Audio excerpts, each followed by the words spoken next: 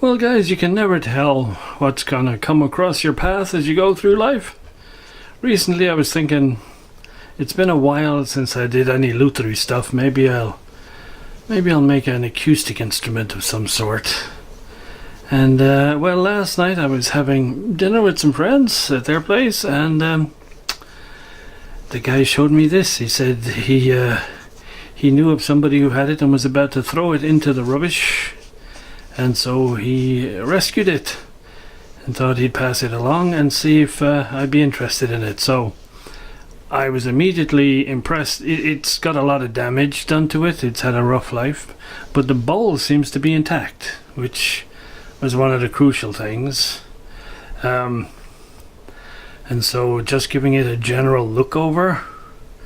So the peg head has clearly been, I don't think it's been completely removed, but it's certainly had a nasty accident, and it's cracked up through the neck here, at least to this point.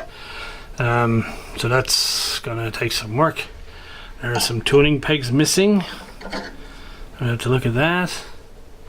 The binding between the bowl and the neck is missing, and the real damage we get to see on the top, of course, which is the most fragile.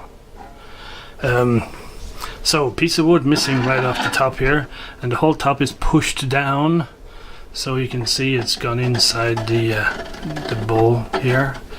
And so, plus it does look like there's an awful lot of finish on the top here on the soundboard, which makes me a bit nervous, because normally you only want the very lightest of coverings on the soundboard on an instrument like this. And lastly, the bridge. I would expect that to be a dark hardwood. I'm not sure what type of wood it is. I'm pretty sure it is a hardwood, but as I say, normally I would expect it to be a dark color. Immediate challenge is to go off and learn about ouds, and determine then whether or not exactly what type of oud I have here, because there's Turkish ones and Arab ones and all sorts, and then to determine, can this be made into a viable instrument. I was thinking last night that the ideal would be to remove the top. However, what makes that potentially a challenge is the way the neck comes in here, and you have all these lovely it's all joined up nicely, and so ungluing all that might prove a challenge, and I wouldn't want to risk doing any more damage to this that is already done. But it looks like a wonderful piece of wood. It's very tight grained, straight grained, so yeah.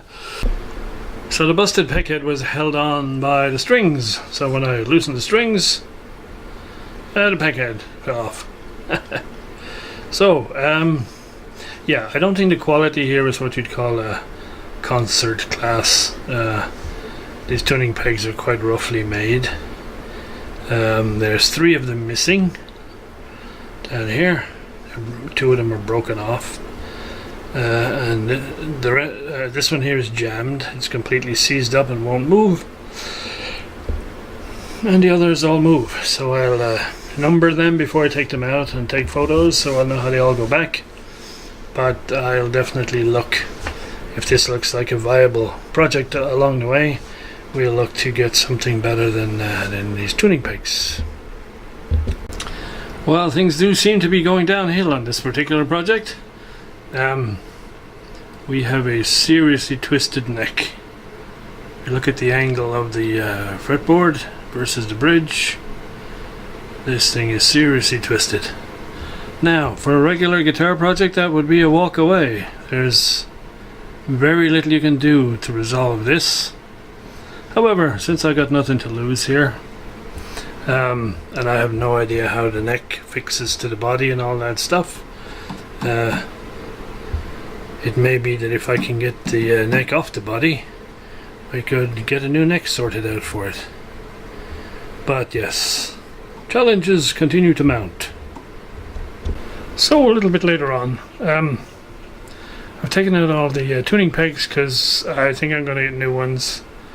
They're readily available, and they're not too expensive. Get some nice rosewood ones or ebony ones.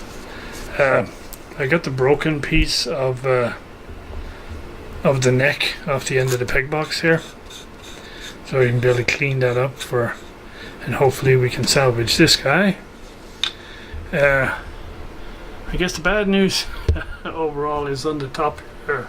The whole top is going to have to come off because it has shrunk rather badly, and it's very warped, and so the bridge is only sort of glued on at points, not all the way across. You can see it's already lifted rather badly along here. And just to check if I could make the glue release, I removed this bit here off the edge. And so I did that by scraping the finish off the wood for about 1/4 of an inch or 3 mil in from the edge. Soaked it with water, left it for a few hours, and then came back and heated it up with the old heat gun, and put the separator knife in the gap and just gradually prise it up and worked the way along, and I think we did it reasonably without doing any damage. But it's very clear that the braces are no longer stuck to the top, at least not all the way across. And so yes, and there is a label inside. It's written in English and in what I assume is Arabic, so we'll get a look at that a little bit later, assuming I can get the top off. So some progress on the top removal. All the far side is lifted now, and the decorative piece over the heel here is removed, and my technique such as it is basically with a scraper to remove the shellac finish over the areas that are glued, and then to cover it with just kitchen paper and soak it with distilled water, so I'm hoping it doesn't leave any stains, and then leave that for maybe half an hour or so because it's quite thin wood, and then heat it up with the old heat gun and a combination of spatulas and parting knife to get it to release. It's slow, painful stuff, but I think we're going to get there, and I got the bridge off as well. And yeah, the whole objective here is to try and figure out, is it going to be feasible to replace the neck, which is severely twisted. So I got the top off, or I think in Lut and Oud terminology this is called the bowl and this is called the belly. Anyway, here's the label. It's inside. It's in English here on the left. It says Oud House, Ahmed Abd El Halim, manufacturing and selling all music tools. And then I assume that is some form of Arabic or Persian text over here. And yes, and so luckily the bowl is in good shape. And so, but I think you can see that the craftsmanship is, you know, it's not what you would do today. So here's the casualty. Here is the guy that's going to need a lot of attention. I'm kind of pleased I got it off in one piece, or at least 2 pieces, and the bridge came off without too much trouble. But as I say, this thing is littered with cracks all over the place, and so we're gonna have to take the finish off it, try and stabilize it, and if you look on the back here, well, what can I say? No shortage of hide glue. So yeah, I think getting the braces off won't be a problem, but I'd kind of like to get the rosettes out if I could, but man, with so much glue on there, I don't know. Anyway, the good news is I can see how the neck is fitted, and so I should be able to remove that neck and make a replacement which is not twisted. So last bit of the disassembly is removing the neck. I just sawed it off because I thought it'd be less damaging to the bowl if I did that. And as you can see, there's nothing complicated. It's just a dowel sticking out at the end here and going into a hole in this piece here. No major attempt to fit these surfaces or anything. It's just really dug rough, and so it is relying on the glue and the dowel holding this thing in place. I think we might do better than that on the way back. So that's it. The sequence of events really requires for me to go any further. What I would normally do now is make just a blank oversize for this, and fit the dowel and everything so that it all lines up correctly. But to do that, I really need to be able to put the top on and just make sure everything lines up. And before I can do that, we have to see if we can resurrect this top so that it becomes usable. So everything else will get put away for a while we focus on the top or the belly. So here we have the braces and the bridge. I soaked them in hot water and then brushed off or rubbed off all the hide glue residue. So hopefully these guys are back to bare wood, and how reusable they'll be we'll find out later on. So first sort of setback, when I was removing the braces from behind, I lost one of these hexagonal decorations, fell out, and I believe what happened is the heat to remove the brace was enough to unglue this guy as well. And not only that, parts of it fell off. One of these exterior frame pieces was already missing, but I think the second one fell off because of me ungluing it from the other side.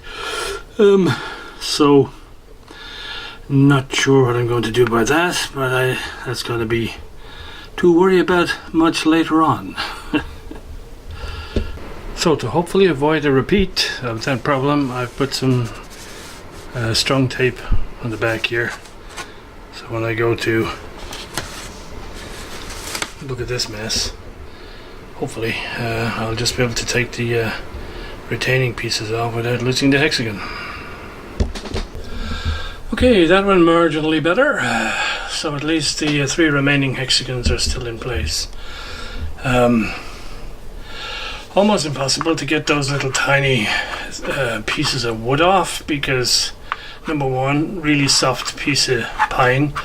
So once you wet it, the wood fibers tend to separate before you can get the glue to undo, and because of it's so much glue on here, hide glue is reversible, but within reason. If you have a mountain of hardened glue, yeah, it's going to take a long time before the moisture can get to all of it so that it can let go. But okay, the next big challenge is the rosettes.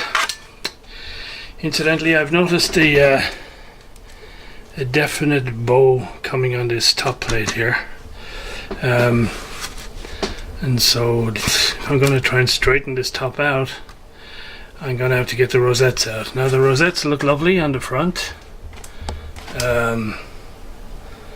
because I think it's like a paper covering on it on that side of the wood.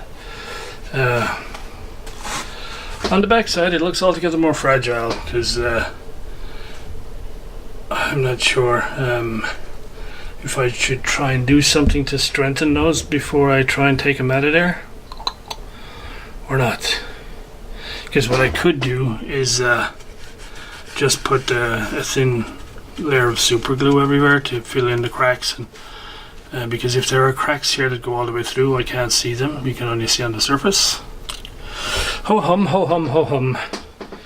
I think we're down the rabbit hole so far. We just keep going. Okay, so we're pretty much down to the bare top plate, except that decorative piece which I'll leave on there. So next is going to be to try and get all this hide glue off of here. So After lots of hot water and about 45 minutes of scrubbing, I do believe I have all the high glue off the bottom side of this soundboard. Initially, when the board was wet, it was bowed completely this way. It has since dried, and of course now it's bowed the other way.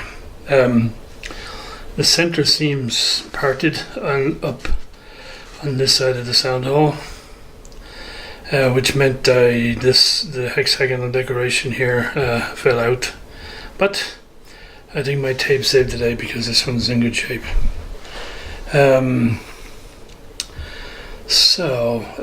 This then will need a bit of a sanding to just tidy it up a bit. And so what I think I'll do next is I'll remove the shellac from this side, like I've already done on this part. And then see if that helps the wood relax a little bit more. And then if I can, get it to be reasonably flat, I won't put any more finish on the top until after it's braced. So at this stage, after a lot of sanding elbow grease, all the hide glue is now off, and I've sanded front and back with 220 grit paper. I now have to find a replacement for the missing piece. Not sure how I'm going to do that. I was kind of hoping I might be able to use one of the braces, but unfortunately none of them are wide enough to fill the gap. So we'll have to find something else. So I have one salvaged hexagon and one rather badly damaged one. So we'll have to think about what we do for that. But basically at this stage, I think what we'd call the dismantling phase and the prep phase is kind of done. And so the ideal sequence would be finish this top here, so I can put it back on the bowl and see how well it fits or doesn't, and go from there. And if I can make it fit properly, then we'll look at building, making a neck for it. Right, more to come, hopefully in the not too distant future.